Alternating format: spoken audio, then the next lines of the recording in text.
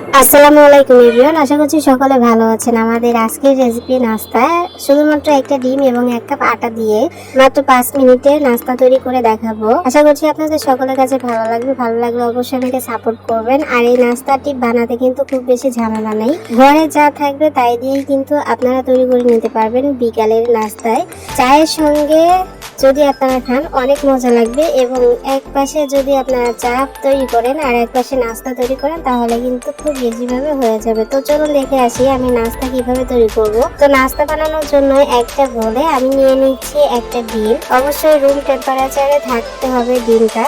আর দিয়ে দিচ্ছি half কাপেরও half চিনি, তবে আপনারা এখানে কম বেশি করে দিতে পারেন।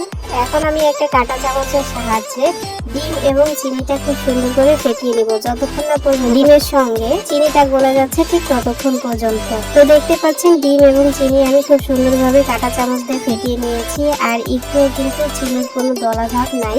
এখন আমি এর মধ্যে দিয়ে দেবো 1 চামচের মতো সয়াবিন তেল আর সামান্য একটু লবণ। মিষ্টিতে সামান্য একটু লবণ দিলে কিন্তু নাস্তা খেতে অনেক বেশি মজা লাগে, অবশ্যই একটু লবণ দিবেন।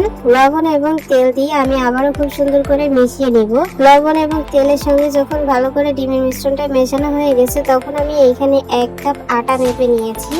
আটার পরিবর্তে আপনারা ময়দাটাও নিতে পারবেন। তারপর আমি খুব সুন্দর করে কাঁটা চামচ দিয়ে মিশ্রণের সঙ্গে আটাটাকে মেখে নিব। তো দেখতে পাচ্ছেন আটার সঙ্গে খুব সুন্দর করে আমি কাঁটা চামচ দিয়ে মিশিয়ে নিয়েছি। এখন আমার হাতের প্রয়োজন হবে। এখন আমি হাত দিয়ে খুব সুন্দর করে চেপে চেপে একটা ডো তৈরি করব।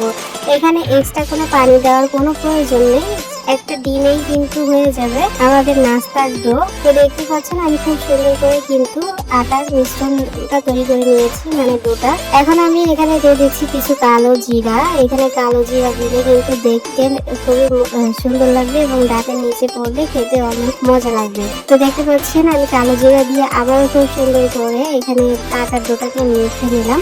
আটার ডোটা যখন খুব সুন্দর করে মাখা হয়ে যাবে আমি রেস্টে দিই। আপনারা যদি চান তাহলে 1-2 মিনিটের জন্য রেস্টে দিতে পারেন, তবে এটা রেস্টে দেওয়ার কোনো প্রয়োজন নেই। আটার ডোটা যখন হয়ে গেছে তখন আমি রুটি বানানো পিঠের উপরে নিয়ে নিয়েছি, আর কিছুটা শুকনো গুঁড়া দিয়ে আমি ঘুরিয়ে ঘুরিয়ে খুব সুন্দর করে একটা রুটি তৈরি করে নিব। একটু বড় সাইজের রুটি তৈরি করে নিব, আর একটু মোটা, পাতলা না, পাতলা রুটি যেরকম আমরা খাই ওরকম না, মোটা করে নিতে হবে। তো দেখতে পাচ্ছেন আমি মোটা সাইজের একটা রুটি তৈরি করে নিয়েছি। আর এখন আমি একটা গ্লাস নিয়েছি, স্টিলের গ্লাস, তবে আপনারা চাইলে কাটার আছে, স্টিলের যে কাটারগুলো পাওয়া যায় সেগুলো দিয়েও কিন্তু নাস্তাগুলো তৈরি করে নিতে পারেন। তো দেখতে পাচ্ছেন আমি আসলে কিভাবে করছি। আসলে গ্লাস তো ভিতরে দেখা যাচ্ছিল না যে কতটুকু কাটলে একই সাইজের হবে, তো আমি একটু কনফিউজড ছিলাম। এই জন্য আমি একটু 2-3 বার একটু দাগের মতো করে নিচ্ছিলাম যাতে নাস্তাগুলো সমান হয়। তারপরেও একটু ছোট বড় হয়ে গেছিল, তাতে কিন্তু কোনো সমস্যাই নেই। তো আপনাদের কাছে যদি কাটা না থাকে স্টিলের গ্লাসের সাহায্যে আপনারা এরকম ভাবে কেটে নিতে পারেন। তো দেখতে পাচ্ছেন আমি কিভাবে কেটে নিচ্ছি, আপনারাও কিন্তু এইভাবে নাস্তাগুলোকে কেটে নেবেন। অথবা আপনাদের কাছে যদি আরো কোনো কাটার থাকে অন্য কোনো ডিজাইনের, সেইভাবেও কিন্তু আপনারা কেটে নিতে পারবেন। তো দেখতে পাচ্ছেন আমি বেশ কিছু নাস্তা তৈরি করে নিয়েছি। এই তো হয়ে গেল নাস্তা, একদম চাঁদের মতো দেখা যাচ্ছে। তো নাস্তার আশেপাশে যে বাড়তি অংশগুলো থাকবে এগুলো আবার আপনারা ফেলে দিবেন না। এটা দিয়েই আবারও খুব সুন্দর করে ডো তৈরি করে তারপরে আবারও আটা দিয়ে বেলে নিবেন, বেলে নাস্তা তৈরি করে নেবেন। আমি আপনাদের দেখালাম না, এটা আমি অফ ক্যামেরায় করে নিয়েছি। এখন আমি চলে এসেছি চুলায় পরিমাণ মতো তেল দিয়েছি। আর তেলটা দেখতে পাচ্ছেন যে খুব বেশি একটা গরম হয়নি, আমি একটু তাড়াতাড়ি করার চেষ্টা করছিলাম। তবে আপনারা তেলটা অবশ্যই একটু গরম করে নেবেন।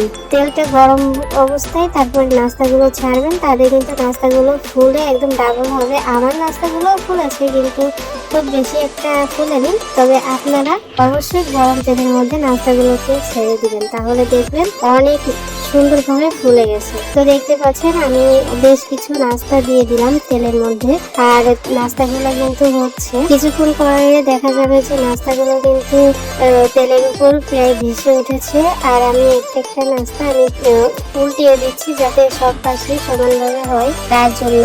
আর এই নাস্তা বানাতে মানে ভাজতে কিন্তু মাত্র 5 মিনিট সময় লাগবে, এর বেশি কিন্তু কোনো প্রয়োজন নেই এই নাস্তাটি ভাজার। ঠিক আছে, তো দেখতে পাচ্ছেন আমি উল্টে পাল্টিয়ে খুব সুন্দর করে আর কি ভেজে নিচ্ছি।